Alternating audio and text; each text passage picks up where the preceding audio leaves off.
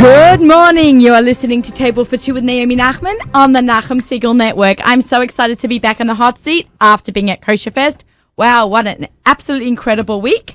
Hi, CK.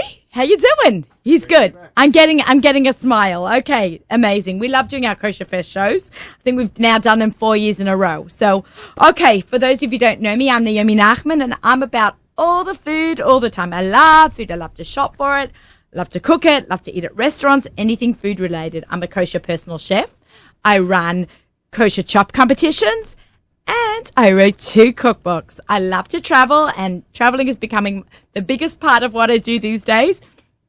So I like to hear about your adventures too, and tell me where you ate, what you made. You can reach me at naomi@nachumsegal.com. Follow me on Instagram, Twitter, Pinterest, and Instagram. Where else would it be on, or on the Nachum Segal Network right here, as we are on the Lower East Side on this wonderful day.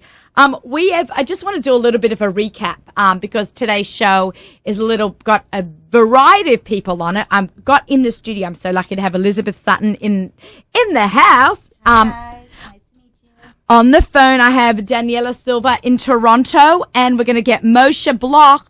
He was the winner from Kosher.com's Skillet cooking competition for men out in California. So I was out in California. I met him. I'm like, you got to come on the show. California, I just want to take 1 minute to talk about LA and San Diego. What a community. What sunshine. Why do we live in New York? We should all be living in California's weather. Unfortunately, there were some fires while I was there, so it smelt a little bit and the traffic was insane, but it's insane in New York too. Shout out to the restaurants. I want to give them a little bit of a karas hatov, because especially in San Diego, there are not a lot of kosher options, and it's really nice to just patronize them. So we ate at the JCC in San Diego, a beautiful building, and they have a very small kosher restaurant, and we had schnitzels and shawarmas and falafels and all that. It's great. And you know what I always say when you're traveling? If you can eat at a restaurant, it's better than eating noodle soups in your room, which I did eat one night when we got there really late at night. But there's nothing wrong with those Geffen noodle soups. My daughter loves them way too much. Ralph's has a huge kosher section also for those of you who are traveling to the San Diego area. So there is a lot of they sell everything from pizzas to challahs to sushi, and the sushi is amazing. So if you are planning a trip for this winter break, San Diego is a great place to go, and they have great weather. Even in December, January, the weather is nice as well. Then we're going to move on to Los Angeles. We drove through Laguna Bay, which has no kosher restaurants, but is one of the most beautiful spots. Elizabeth, have you been to Laguna Beach? I actually have, and I must admit I eat out. So I went to a lot of fish taco places, which is what they're known for. Sick, yes. Right? Very amazing. I was blown away by that. I also love fish tacos. Whenever I see it on a menu, I'm down for that. I would tell you some places to go, but they're not Hechsher approved, so I don't know if that's going to work. But, you know, I love to make my own as well. And whenever I see, like Fish Grill in California, I love that place. Shout out to Bodhi Thai, because I love Thai food. Mamilla. Not the hotel or the shopping mall in Israel, but there's a Mamilla restaurant that was lovely. Sai Burger, Mensch's Bakery. I'm giving you all my love and shout outs to you from the rooftops. I must have said shout out already like 100 times on the show, but really a big thank you for your support, and the food was delicious, and those brioche custard pastries were insane, and they kept me going for a few more days after I got back. I ate one per day after I got back, but yes, whatever. I loved every minute of it. It kept my vacation going. And also there's Coffee Bean and Tea Leaf in San Diego, so I didn't mention that. So, all right, so we've done a little bit of a California roundup. I just saw something on Instagram yesterday that said that extra 5 to 10 pounds is all the time that you enjoyed with your friends, all the things that you did that you loved, and all like the pleasurable moments in life. So don't worry about them. Okay, so no, that's good. I like that. I like that, because I definitely want to say that those 10 pounds I probably need to lose are all based on eating with family and friends and enjoying something a little extra, enjoying life. And I think that's definitely something I can say about myself. I definitely enjoy life. On the phone with me, all the way from Toronto, I have cookbook author Daniela Silva. This is the trifecta for her. This is her third book. Welcome, Congrats. Daniela. Hey, thanks, Naomi. How are you, Good to come darling? visit again. I know. I'll come when it gets warmer, okay? Okay, fine. I agree. It's getting cold here. Yeah. For sure. How are you? I'm good. Thanks for having me on your show. My pleasure. Always good. My pleasure. I think when I did my first shows, the book even hadn't come out yet. So I got one from you in person when I was in when I was in Toronto. That's so fun. And remember, you came to the studio and helped me sign 1,000 books I before the launch. and I have that one with me right here in my hand right now. I want to show it to everyone. I have a camera. For those who are watching us on our YouTube channel, this is her beautiful book. And on the inside, she wrote me, Naomi, thanks for being a great, supportive friend. Happy cooking. Love, Daniela. And that's her book. And it is just absolutely another beautiful, beautiful, beautiful book. How do you feel this time round? Does it get easier after the third? It definitely gets easier because you're kind of in a routine of, the process of testing and creating recipes and photography, but every time it's just as exciting, and I think every book that comes out, is like a new, Elizabeth, like it's a new piece of art, you have something new to show everyone. And this one especially, I kind of put like an extra creative, layer on it, variations, having one recipe, showcase 2 ways. So, right. Talk a little bit more about the variation spin that you've got on it. Okay, so, my first book was just classic, it's an everyday kind of easy weekday, Shabbos kind of cooking. My second one, same easy concept with the cooking, but I just wanted more of an entertaining feel for it. And then this one, I wanted to change things up. I wanted to spice things up. I feel like all the cookbooks are kind of, redundant now, a recipe per page, and I like doing things differently. So I thought, what about showcasing one recipe 2 ways in like 2 variations? So you have your base recipe, which is always simple, fresh, healthy, easy, and then showcase 2 ways, whether it's like roasted asparagus and then show the asparagus with rice, or it's a salad, showcase one way and then plate it another way. It's using your creativity when cooking. Like, I don't believe you have to always follow a recipe to a T. It's using your imagination. I'm kind of getting you there, I think it's great. I loved, and okay, so Daniela and I know each other we met through the food world, but then we became friends in real life, and I got to spend a Shabbat with her. So when I was there like 2 years ago for Shabbat, she served this salad that was insane. And I'm like, Daniela, can I have the recipe? She goes, actually, I can't give it to you. It's going in the next book. I'm like, so I knew about this book for a long time. And when it came time to testing the recipe, I volunteered to test. And that was a recipe she sent me, and I was so excited. It is amazing. The kale salad with the tomato and the crunch that it has in it, and the variation is putting it in a rice paper roll. And I love rice paper rolls. I find them, you don't have to wash. It's kind of like a sandwich, a little lower on the carbs. It's gluten free, and I love that variation. Exactly. Yeah, when you came for Shabbos, I think that was really one of my first recipes I created for this third book, and it has so much flavor, and it's just like a panko crunch on top, and like a little garlic. It's amazing. It tastes so good. It's good. Delicious. I made the smash salmon also. Speaking about fish tacos, I don't know if you heard the conversation I was just talking about fish tacos with Elizabeth, but we're saying how much we love fish tacos. So I made fish tacos the other night, and I used your smashed salmon as the fish. Oh, that's amazing. Yeah, it was great. So it was simple and easy, and I can't remember what your variation was, but I'm like, here's a third one. Use it as a fish taco. That's such a good idea. And there's nothing on that fish. It's really just a little olive oil, good quality olive oil, salt, and pepper, and that's it. So it's healthy and good. Daniela, I'm actually going through your cookbook now as we talk about it. She borrowed mine. Yes, sorry. I have your first cookbook, as you know. You sent it to me. I just want to compliment you on the photography and the layout, because as I recently launched my blog and I am delving back into cooking, which is what I did in my past life before I became an artist. Cooking was my art.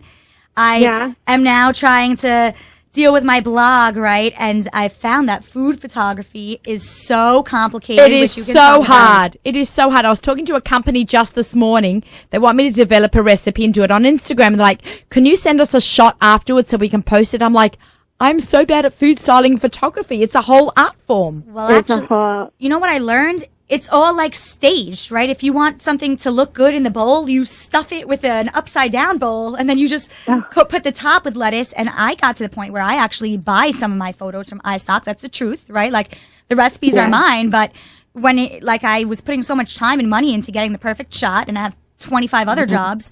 Right. And we'll hear more about those jobs shortly. but I was learning that that's not like you don't even cook the recipe to get the right shot, because when things are like fully cooked and assembled, they don't look the most beautiful. So you're like kind of doing mise en place, not dressing it, not tossing it, and then taking the shot, but you don't want it to go to waste. So like I learned little tricks of like filling the bowl in the bowl Right. with Yeah, an that upside is down bowl. definitely a trick, by the way. We did that. Yeah, because you don't want to have like mounds and mounds of salad. So you take a bowl, you flip it upside down, so it just creates like empty space, and then you put the salad on top. So you should know when I did my book, I didn't do that. We made it like it was there. You know, it's interesting. Yeah, The so- tips of the trade. Well, all Right. the recipes, like I really pride myself in all the books that Yeah, what you see is what you get. And I really, like, I cooked, all the photography was done in my house. Yeah. I had the same food style as Abe Warnovetsky. He was incredible, all 3 books. I changed my photographer each time, but Oh, it's really interesting. such an art. Yeah. The pictures, like you can see, I put so much work into the pictures I and the see, they're very styling. pretty. And have a Of look. the book, yeah. I love that you have a whole different layout than any other cookbook I've never even seen, and I Yes. collect cookbooks. The pictures Yes. are on top and the recipes underneath. I've never. Yeah. So my sister came up with that. She usually does my layouts. And yeah, she's amazing. Tara, give her a shout out. Tara Younger, she's amazing. And when she came up with that concept, it kind of just flowed from there. You know, like my creativity just kept going, and it just worked. It worked. I have a question Yeah. for you. There's no head notes in the recipes. I know. I had to that cut mean? down on it Should because know. the page is only so big, you know? So even though I know people like little head notes on top, I felt like giving them the 2 recipes was kind of telling them what's in my mind anyways. Right, You know, right, like right. be creative, do something different, look at a picture or do something on your own. You know? I find the head notes the hardest part. I wish I didn't. Educate me. What's a head note? Like intro? Okay, so Like the intro at the top of each recipe. Like why you love this recipe. Oh, I developed this recipe, or this was my dad's favorite recipe, or I had this idea and it inspired me to write.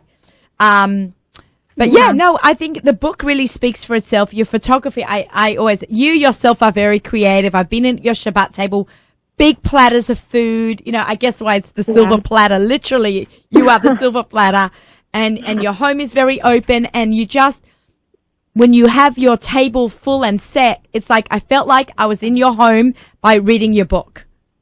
Oh, thank you. You know, it's Yeah, thank you. It is reflective of how I cook and how I prepare, and you know, presentation is so important to me. And like I always said, you know, I come from like a lot of artists in my family, and I never thought I had like an artist gene, but it comes through the way I prepare the food. You know, presentation to me is like so important, and the colors, and you know, because if you see something that looks good, you'll want to eat it. You know, that's really how I feel. And Elizabeth, my house is so beautiful. I have your mezuzah hanging on going into my kitchen. Do you remember need to you send made me a one for picture. her? yeah, I birthday? want to see that. I do remember. They're the only mezuzahs Yeah. I ever made as a favor to Uh-huh. a good friend. Okay. That's so I love nice. it. I love it. But I actually just got up to the pretty pomegranate salmon, and I must say it's stunning. Stunning. Like, I'm enjoying looking at these pictures. She's having a good time. I might have to Sorry. like tear it away Sorry, while I guys. interview her. Elizabeth, I'll send you a box. I'm going to send you on this. Please do, and I'm going to try one of your easier recipes, and then I'll feature it and credit you on my site, on my great. blog. So We are Sounds like, amazing. I feel like I'm talking to 2 artists who happen to be foodies. That's what I'm talking, you know? Like in the house. I wish you were with us, Daniela. I know. So far. I know. You might want to come to New York and warm up, maybe. Isn't you're that right. funny? Is it warm here? Yeah, I don't know. Is it warm? Yeah, I don't know. It's got to be warmer than Toronto. Probably. Yeah. Okay. So this is also your first book without Noreen, and you did a Yeah. beautiful job. She moved back to Montreal, I believe, right? Back to her. She did. You know, her family's there. Her kids are there. So she just felt like it was time to go, you know, be with she's them. lovely. She's legendary, and I'm talking about it because if people who have been living under a rock don't know that she has 2 other books, she has 2 incredible books. I saw her. I'm going to give you a big, I don't know, little ego boosting. Not that you need it because you're amazing, but I was on a Facebook group and someone goes, "What is your favorite cookbook?" And people had to answer, and everyone was saying first silver platter, first silver platter, first silver platter. Like, it's amazing. That book did launched you into this mega culinary star. I think, I think I got really lucky. I think it's all Bashert. I think it was the timing. I think the simplicity of it. I think there was a picture per page. And, I wasn't, a chef or a cook is a cook, and they'll always be like that. I kind of wanted to cater to a basic level cook, an everyday mom, an everyday person, and show them that they could, through simple ingredients, they could achieve, whatever they want in the kitchen. And I felt like I gave them that confidence through that first book. So you did. People really, really love it. I know I made sure my daughter, when she got married, she had that book. Okay, there you go. There you go, right? Yeah. And you were like definitely one of the leaders. You're definitely one of the leaders in the, the kosher cooking world. What is your favorite? What are your top 3 recipes in this book? You can't ask a cookbook author her favorite. It's like asking. You can. It's like asking your favorite child. Yeah, everybody has a favorite child. They might not say it out loud, but they all do. Yeah, right. New ones in variations. In variations. What's something that you love making? I like the sesame crusted London broil. That's amazing. That's a meat. That looks like amazing. It tastes delicious. Maybe I'll make that. That panko kale salad is really a top favorite. That's amazing. Mine. I call it that's mine. Yours, Naomi. That's yours. And then another one. Let me think of the favorite.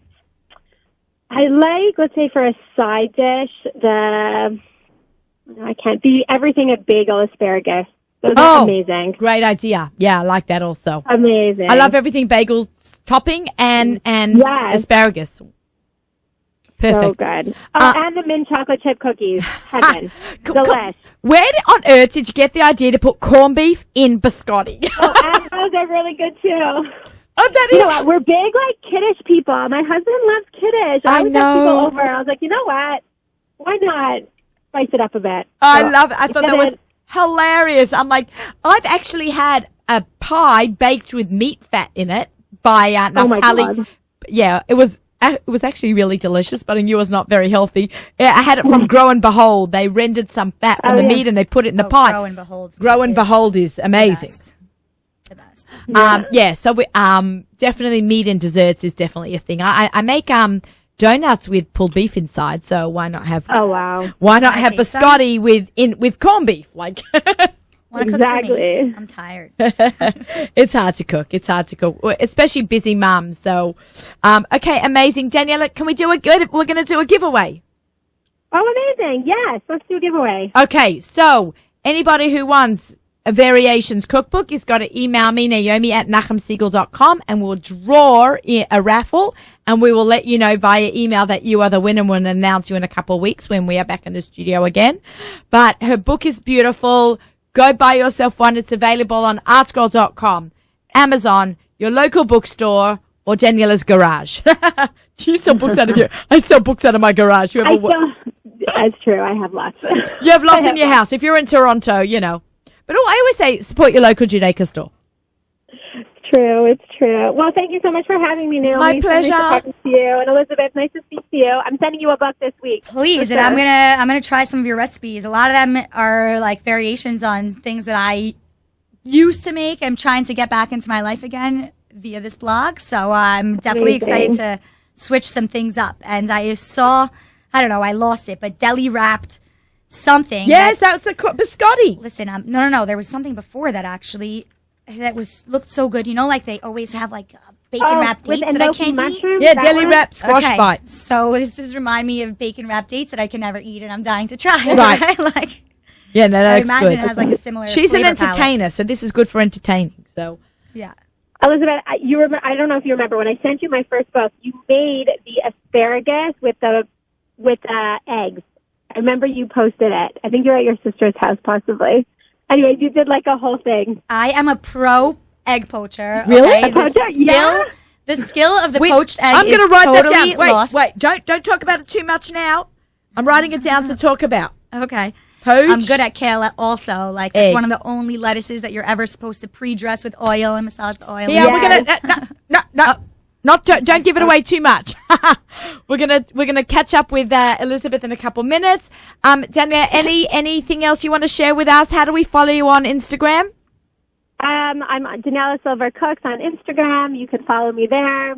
I have a Facebook page, Daniela Silver Cooks. I'm not very good at it, but I'm around. If you find me, I'll be there. I'm around. Okay, amazing. Yeah. Thanks, Daniela. Regards to the family. We'll talk soon. Congrats. So nice speaking to you. Thank you so much. Okay, bye. Bye. Okay, Daniela Silver, all the way from Toronto.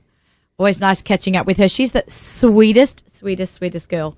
I'm just taking my earrings off. It's funny. She was actually one of my art clients, I believe, way before I was ever doing it seriously. Okay, let's talk about you've done so much. I just took my earrings off because the headset is pushing into my ears. By the way, aren't these so cute? These are Melissa Lovey earrings, and I have a matching ring. They look rainbow to me. Right? Oh, I love. Yeah, she's so cute. I'm a rainbow girl, obviously. Yes. Oh my gosh. Now the earrings are not pushing into my head. Okay, great.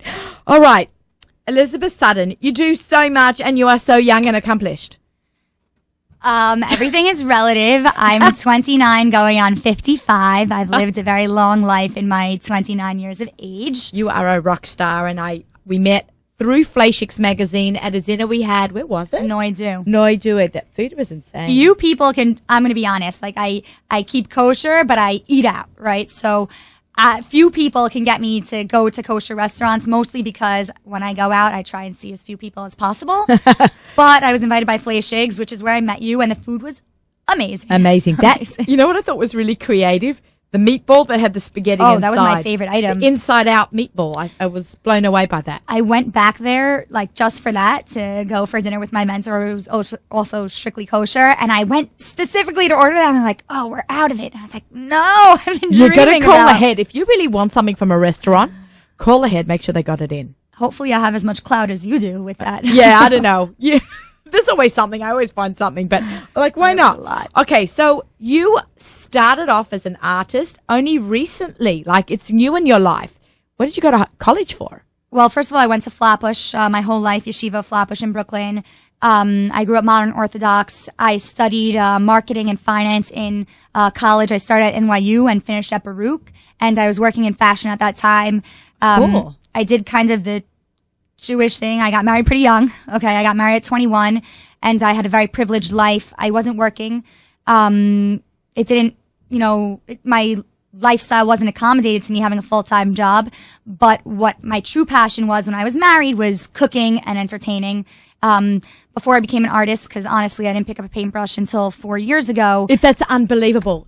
You need to follow her on Instagram and see her work. It's not normal what she can do. My Instagram is Elizabeth Sutton Collection, and honestly now painting is my passion because I find it meditative and I have way too much energy, and it's pretty much the only thing that can get me to focus. The room is shaking, by the way. But cooking used to be my art, and I learned through my grief counselor actually that the chop, like when you're chopping, because nothing makes me happier than a really sharp Santoku knife, a bunch of vegetables to finely chop. I totally know what you mean. And a glass of wine. A glass of wine with some course. music. Okay, good. But actually, there's a very meditative process about chopping. Same thing like jumping rope, like the tap, tap, tap is therapeutically proven to be meditative.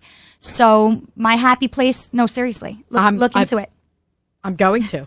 But my happy place used to be in the kitchen. I come from a line of strong Jewish female cooks. My grandmother was the ultimate entertainer. I grew up across the street from her in Brooklyn. And Are you Sephardic? I'm fully Ashkenaz, actually, completely. People think I'm Sephardic because my last name is Sutton. My ex-husband is Sutton, but my maiden name is Ingber, and the family name is Rachman, which is pretty much as Ashkenaz as it gets. Right, yes. But my mother was never fully like an Ashkenaz cook. She made some cholent and kugel and some gefilte fish, but otherwise she cooked pretty American. And I actually cook everything from, American, Mexican, Italian, and I learned a lot of Sephardic foods, Lebanese and Syrian foods specifically, when I was married to my ex-husband, actually from my housekeeper, because before she came to be my housekeeper, she was a chef for a Syrian family in Mexico. And she taught me all my like kibbeh cherry, my hamad recipes, all my eggplant roll-ups, my mechshi, which is, vegetables stuffed with meat. And what's specific to Sephardic foods are, the flavor palette. They use a lot of allspice. They use tamarind, oud, which we don't use. A lot of cumin, cinnamon. I love Syrian food. Me too, actually. A lot of it, yes. It doesn't plate as pretty. It's brown. Everything's brown. Sorry, stuffed. It's fine, It's whatever. Stuffed on Instagram is Jacqueline Elbaz. She makes amazing food, but it's more family style. Yeah. And so I would serve a lot of it, for Shabbat. I would cook because I was really bored. I have a lot of energy. So I'd really funnel all my energy into cooking. I would cook like 2 gourmet meals a day. So I'd experiment. I would go to a restaurant the night before and I'd say, okay, this is the flavor palette. Let me make this for lunch. And I'd make myself, tuna tartare with yellowtail direzito for lunch for myself. Legit. oh my God, me too. I'll buy a slab of raw tuna, take it home and make myself some ceviche for lunch. Exactly. and then I'd have, 16 people over for dinner on a Tuesday night and set the most beautiful table. My artistic pursuit was definitely in the way I presented the food. Few things make me happier than a gorgeous tablescape. I actually think it's almost as important as the food itself, the energy that you're creating. My grandmother always used to have a magnificent table set, china, sterling silver, 3 crystal glasses, all out. And so for me, it's very welcoming. I used to make my own floral arrangements. I have 10 different types of placemats, 5 sets of china because I always like And you to switch kept it this up. in your Manhattan apartment? Yes, legit. Where I don't did know. you guys sleep? I made sure I had a lot of units with storage. Yeah, good for you. Good. I know I have a lot of stuff, but I keep mine in my garage. I don't have a garage. I wish I had more space, but you make do with what you have. But for me, I found that a lot of the beauty, entertaining, and cooking was in the plating. My cooking was literally my art. So I like to cook things with color. I like to set a magnificent table, all about the presentation. And I think, as a chef that the fineness of the chop really affects how cooking. the food tastes. Right. So I think that's something really important because you want to have even cuts. So the food cooks evenly and you want it, you want that even pretty look. You don't want something to be brown that if you cut it too small, it burns faster than something that's a bigger cut, which could be raw still, rare. But almost not even just that. Like, for example, a chopped salad of mine versus my Greek salad. With a Greek salad, I like to have a little bit of a bigger chop, right? Like I like my peppers to be about, 1 inch by 3/4 inch sizes versus if I'm doing like a really finely chopped Israeli salad, I think that the size of the chop affects the flavor, right? Like maybe It breaks crazy. it. No, with tomato and cucumbers, absolutely. And the freshness. Mm-hmm. You got to also, especially with Israeli salad, you got to keep the vegetables super fresh. So What are the herbs that you use in your Israeli salad? number 1, salt and lemon juice is the most important ingredient, a little olive oil. And then the sky's the limit. I happen to like cilantro and parsley, combination of both. I'm a parsley and a mint. Parsley and mint. Mint is nice. And sometimes cumin. Sometimes. Oh, cumin is just the bomb. I love cumin. I put that in a lot of food. I never thought to put it in Israeli salad. There you go. Sometimes I want to keep it very clean and fresh, just lemon and olive oil, salt and pepper, like you said. But Depends on what you're eating it with also, what the rest of the meal is like. so my favorite thing actually to prepare my Israeli salad with back in my past life, because I'm going to be honest, I have limited time to cook now. We're going to tell you why, and then we're going to talk about the poached egg in a minute. Well, I was getting to the poached egg, but that's one of the reasons that I started my blog. I started for a few reasons. But one of the reasons was that I only get to do things if I can figure out how to incorporate them into my business model. And I really dearly miss cooking. It really is a passion of mine, but I'm very busy painting and designing my products to support my 2 kids. I'm a single mother of 2. And so unless I could figure out a way to incorporate cooking into my business model, it, as you know, can be, very expensive to entertain the way I like to entertain.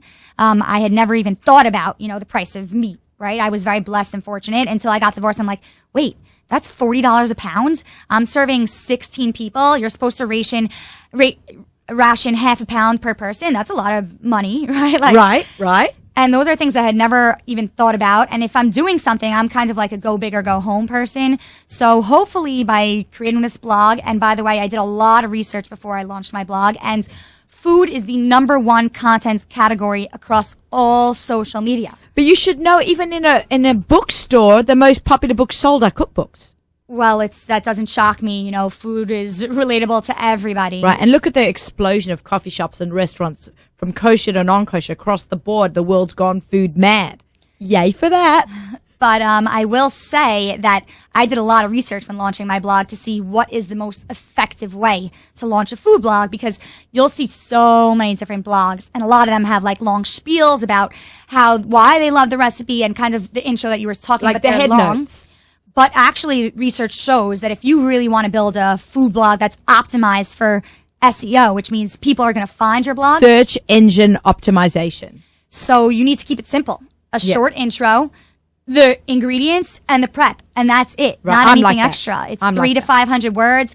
Well, otherwise, if you look at the biggest ones, All Recipes, Yumly, there is a certain format that you need to stick to. And I don't even think that people realize all the decisions that go into, you know, creating a blog and having it be effective. But so my favorite thing back to cooking was to chop myself after the gym, because I was like an ultimate housewife. I was certified in Pilates. I would come back from the gym. I'd cook myself a little gourmet lunch for myself, and then for dinner for probably a bunch of guests. But I would always make myself a plate of lox, smoked salmon, and 2 perfectly poached eggs, and a very finely chopped Israeli salad. And I am usually the type of girl who actually does not like to mix their foods. I'm a little anal. Like, I like when nothing touches on my plate. But what about when you eat it? Don't you need a little bit of each on the fork? So that combo was my favorite together. It was like the ultimate Israeli breakfast. I'd cut the perfect ratio of lox with poached egg with the runny yolk onto my Israeli salad. And like, it really needed a perfect proportion per bite. But which we were talking about before, poached egg, it is very difficult to have a perfectly poached egg. It is very hard. I teach cooking at the Susie Fishbein Culinary Institute, and one of the classes that we do is egg cookery. I want every kid to walk out of there with a perfectly poached egg, and it's not easy. Not at all. I mean, first of all, you can buy these utensils that can kind of make you cheap, but it'll never have the shape of what a poached egg is supposed to look like. And also the white will usually be a little more cooked, because that's just the way that those, you know, you probably have more gadgets and know a lot more gadgets and are educated than I am. But the way I was taught to poach an egg is to put a pot, put a little bit of water, not too much. I wish we could make one in the studio. Sometimes we bring in equipment and we cook in here. Do you? Yeah, no, not today. We didn't plan this poached egg. Okay. You put some white vinegar. You can really put any vinegar, but some white vinegar, like a nice heavy dash. It helps set the egg. And then you put the flame on medium-low. What I was taught, the true trick of a poached egg, you need to be able to put your finger into the water without it burning your finger, right? So the water should not be too hot or too cold. It really needs to be like a perfect warm, which means you can put your finger in there and it's not going to burn you. And that's always how I test my water. Like, it should be hot enough, but not too hot. I crack the egg directly into the water, and then with a slotted spoon, I mean, you can't see what I'm doing on the radio. She's but gone like this. But if you're watching on the YouTube channel, you can. We're making swirling motions. You swirl it, and that's how you get a perfectly poached egg. And you can actually see when it's just turning white enough.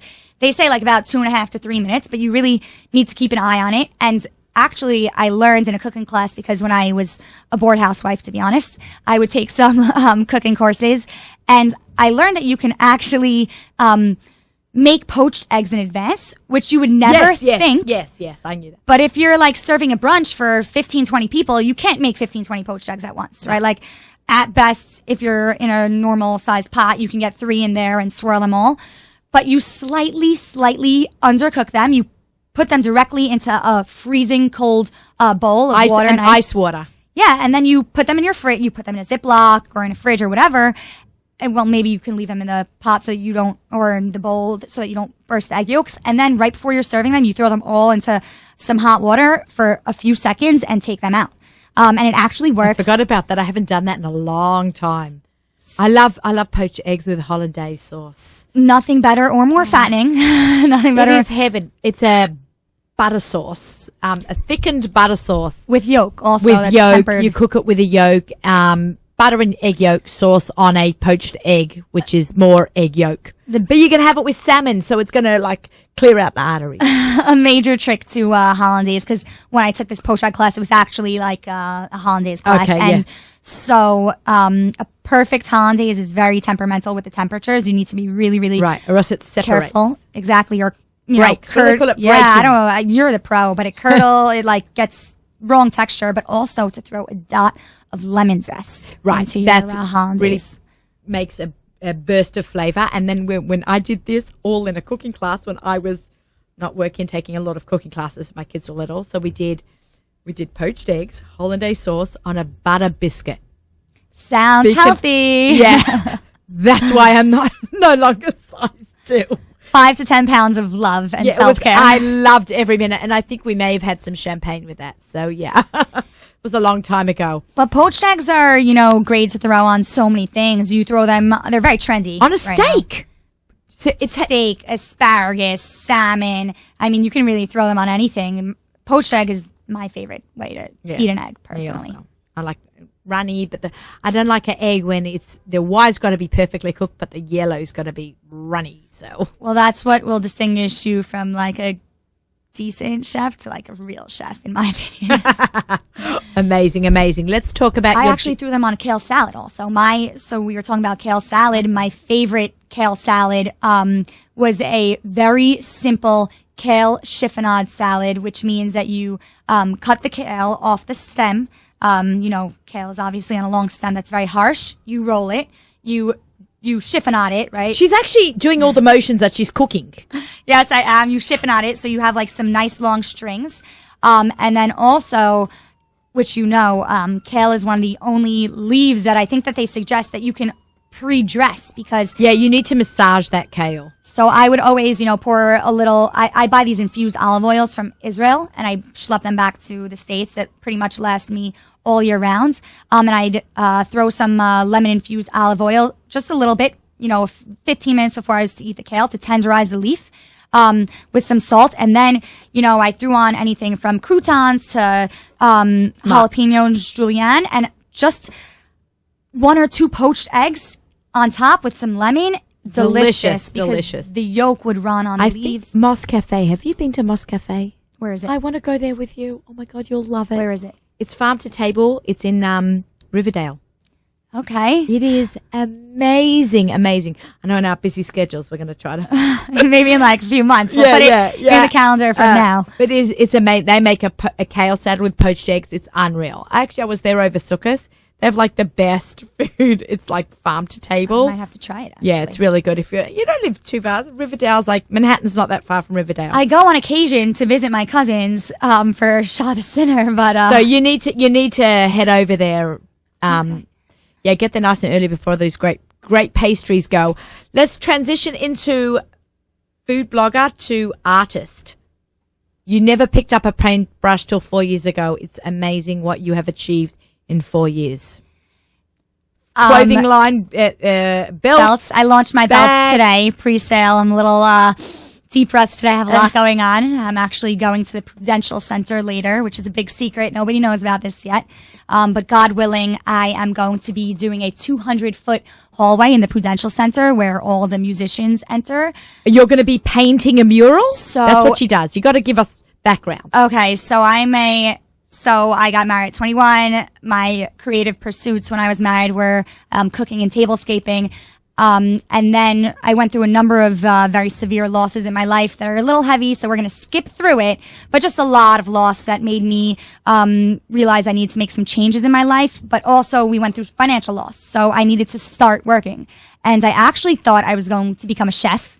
That's what I thought my career was going to be. And accidentally I became an artist. I picked up a paintbrush for the first time How? because Where were you? Like, what should I do? basically I was in the middle of my son was just born. I was in the middle of redoing his nursery. We'd put a lot of money into it and then we lost our money in the middle. And I had a very specific vision as to what this room was going to look like. And I could no longer afford the artwork that I wanted to put in there. So I picked up a paintbrush for the first time ever on a Sunday with an old friend. And we basically did arts and crafts. And I hung them in my son's nursery. I put it on Instagram and somebody reached out and was like, hey, I love your work. I just moved. Can you make me something for my new apartment? And I said to myself, sure, a little bit of time, a little bit of money. Why not? And I did that. And then over the years, prior to me painting, I had done arts and crafts as a hobby. Like I told you, I'd get bored. Honestly, I have a lot of energy and You can see, right, guys? more energy than most. So like some people would find what I did in the day, you know, very occupying. But for me, my brain's really fast. So I need to be hyper occupied. We don't know anybody like that, right, guys? You're a lot of energy, I could tell. A lot, AD to the max. But over the years, I had done like some glitter art and collage that were on my walls, and people would come through my apartment and ask me if I could make them something. And I never took them seriously because I really didn't need the money. And then when I sold those 2 artworks, I was like, okay, let me hit up the people who have been through my apartment and asked for artwork. And I hit them up and said, are you still interested? And a bunch of them said yes. And I said, okay, great. And then I'd be, delivering the artwork to my new clients, and my paintings would be sitting in my lobby for 5 minutes while I pulled around my car. And 2 women from my building asked the doorman, whose is that? And they said, actually, the artist lives in the building. And I got 2 new clients that way. Elizabeth, this is amazing. It's a little bit of power Instagram, a lot your talent, of course, that speaks for itself. But did you go to class to develop, or you just? Nope. You just. So I never took an art class ever. I took 1 class when I started doing this in silk screening, but it actually just taught me the process of silk screening.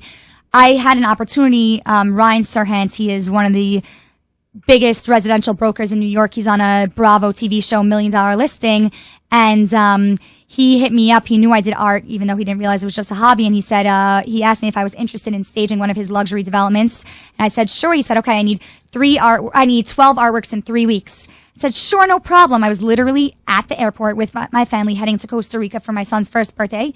And I went on Craigslist and put an ad up for seeking an art assistant. I landed in New York February 6th, 2016. I remember the dates very specifically. I love it. And I basically interviewed Mike Schatz, my first ever assistant, and we painted on my dining table for 3 weeks straight. And during that time is when I developed a lot of my, technical skill sets. I taught myself a lot of things. I'm very good at teaching myself. That's how I learn best. And I developed my signature butterflies. I started working with MDF cutouts. I feel like you put butterflies on the art map. There are artists who have definitely delved into butterflies before me. There's David Krakoff, Paul Valinsky, whose works that I love. But my butterflies are actually these hand-cut, hand-glittered butterflies that are truly works of art in and of themselves. So we have a jewelry line. So I'll tell you what I have. Not jewelry yet, but it is launching. So first and foremost, my fine art is the bread and butter of my business. My artwork has gotten very expensive, thank God. Honestly, my originals go for $10,000 plus. Amazing. They take anywhere from 40 and to she's still 400. alive. Yes, God willing, they'll cost $1 million one day. And then I also offer prints. I launched a collection of clutches and a leather collection of saddlebags, guitar straps, which are bag straps. And today I officially launched for pre-sale my belts, all bearing my signature ESC trademark butterfly. She's wearing it now. I own this butterfly gorgeous. shape. This butterfly shape is mine. I own it in 28 product categories. And What do you mean you own it? It's copyrighted, that image is... It's trademarked. So I love it. You cannot use it, right? It's like Chanel CC. You can't use their CC. I own this shape in 28 product categories. It's expensive to do, actually. Good for you. And not She's so easy a rock to star. We gotta get my next guest on the phone. You are amazing. You'll stay, you'll chat. Yes. She's wonderful. Elizabeth is so nice to listen to because she's so inspirational. She has so much energy. She's done so much. And I love the fact that she started off just loving food, found her niche in the art world, and is bringing her love of food and entertaining into her business world. And I think that's the ultimate business success, staying within your brand and growing everything from there. I'm going to show you a collection after we wrap this, which was what I really wanted to do when I was going into consumer product, which was to launch a line of dishes. Oh, I'm waiting for it. I'll show you. It's not the right entry to market. I need to get it as a licensing deal is what I learned. But you're going to freak out when I show you. Okay, I cannot wait because I love dishes, I love butterflies, and I love you. So I can't wait to see it all together. Okay, Moshe Bloch is on the phone from California. California dreaming. How are you? Good, and you? Good. I know it's so early there. Thank you so much for coming on the show. My pleasure. Thank you for having me. So let me just catch everyone up. Moshe Bloch, a.k.a. Keto Kosher Keto? Keto Kosher. Keto Kosher on Instagram, but his biggest, he has a sushi restaurant with a family, but his biggest title right now, besides being husband and dad, is winner of Kosher Skillet on kosher.com. Yes. Okay. Yes, just won a skillet. Cooking competition. Yeah, it was kind of like a chop. So it was how did you get involved in all of this with a skillet? How did you get on the show? So I saw an advertisement for, kosher foodies interested in being part of a chop competition.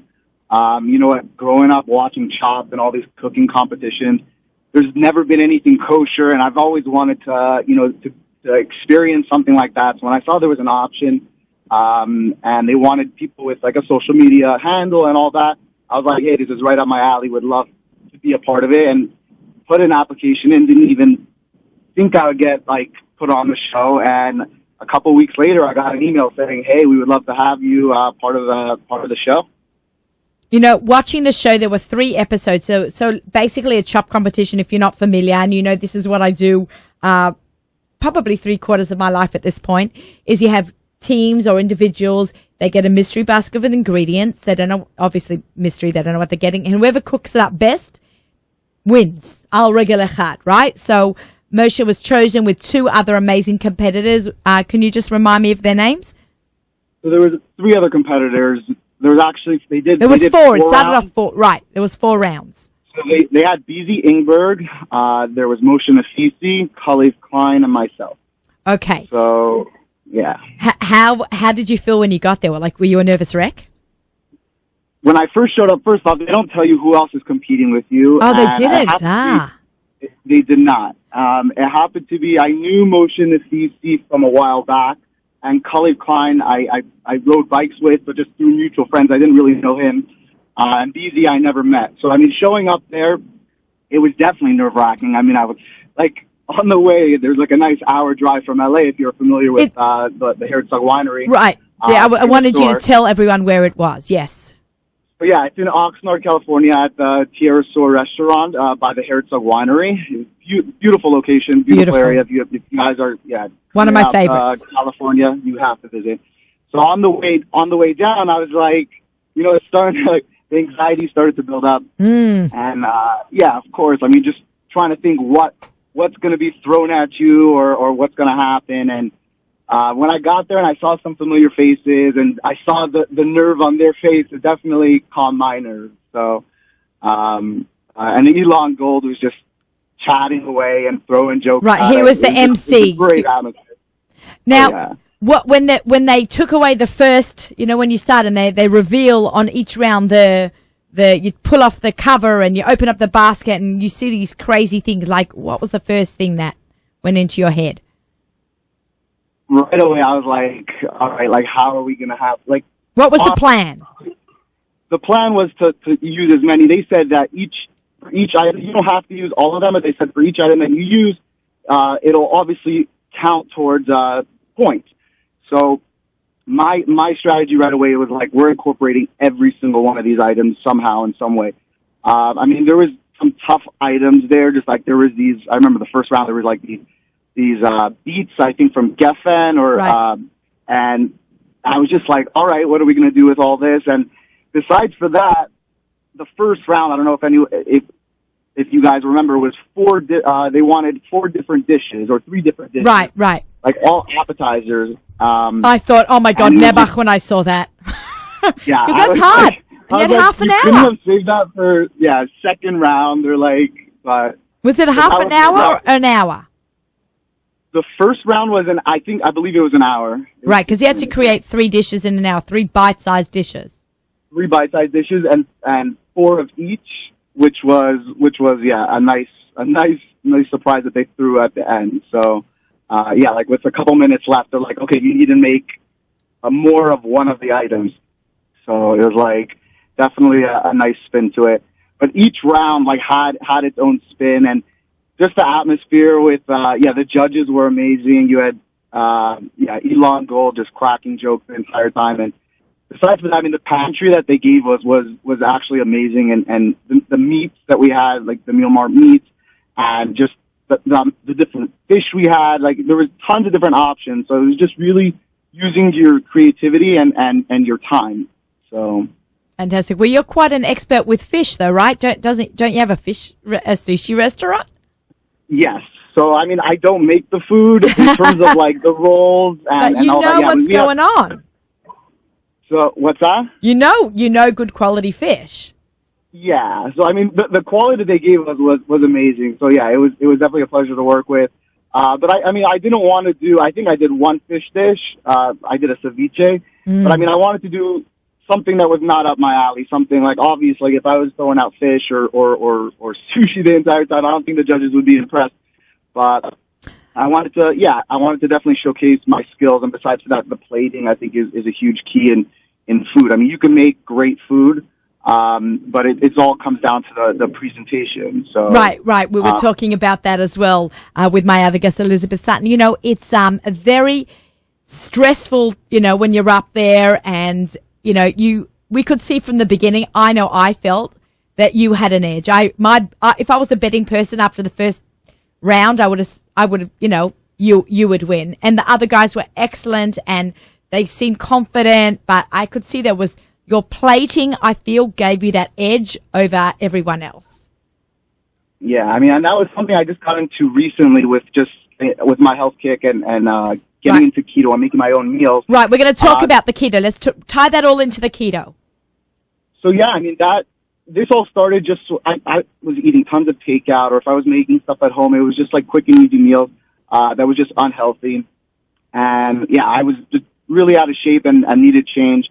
So I found the keto diet, and it's just basically making yourself whole and healthy food. So just having good proteins, good veggies, finding different low carb substitutes. It's not all potatoes and rice and stuff like that. Can you give me an example what one would be? What would be a good low carb substitute? A good low carb substitute. So I do a lot of cauliflower rice. I do a lot of, broccoli florets. Veggies. Squash. I do spaghetti squash. Do zucchini noodles. What about quinoa and farro? Can you have that on keto?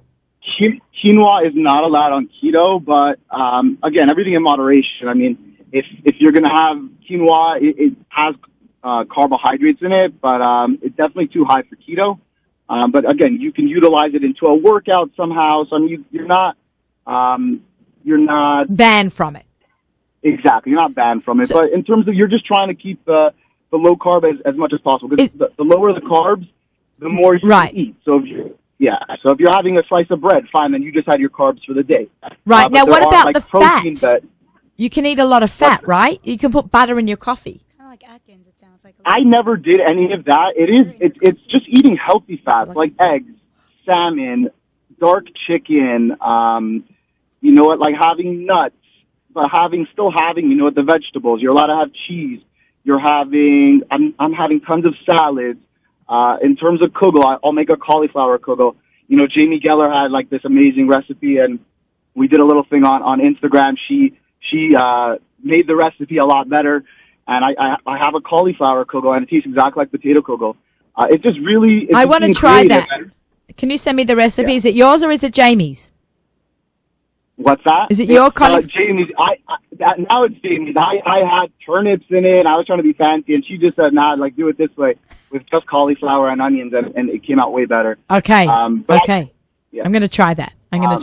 So yeah, and it came down to just almost like a food therapy for me. I wanted my food to look good if I was eating it. So if I made chicken and broccoli, I just plated it nicely, and I would take pictures just as my own blog and my own keeping myself accountable.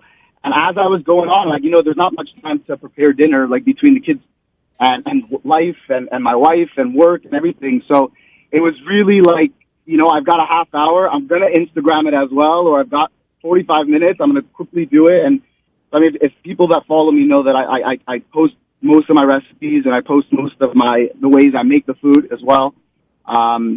And I finish it off with a photo. So I mean, that's how I got into the whole plating and the whole cooking scene, I guess. I feel like my whole show today was all geared around the plating of food art. All three of you, I didn't plan it like this. It just worked out amazing.